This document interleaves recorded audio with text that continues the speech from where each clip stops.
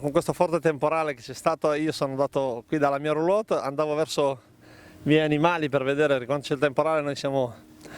è la nostra abitudine andare a vedere se gli animali hanno bisogno di qualcosa, se sono a posto o quanto, e mentre andavo dai miei animali mi sono attaccato lì a un cavo dei tralicci e in quel momento che io mi sono attaccato nel passare ha picchiato un fulmine e diciamo che non è che mi ha preso in pieno, però mi ha dato una bella botta e mi ha fatto fare, adesso io non lo so perché in quel lasso di tempo tra il fulmine e che mi hanno ritrovato per terra là in fondo sono passati quei 15-20 secondi che io non ricordo nulla, però posso dire che sono quasi un miracolato come mi dicono tutti quanti.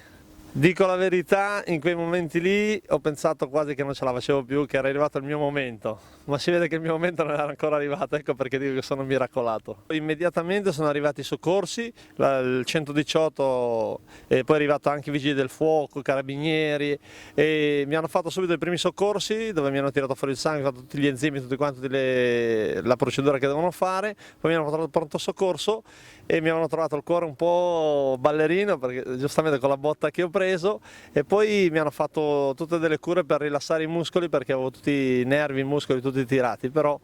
dico dopo questo ancora sono un po' sofferente perché c'è ancora una gamba che non lavora al 100%, un po' il braccio sinistro, le spalle così, però dico con quello che ho passato mi hanno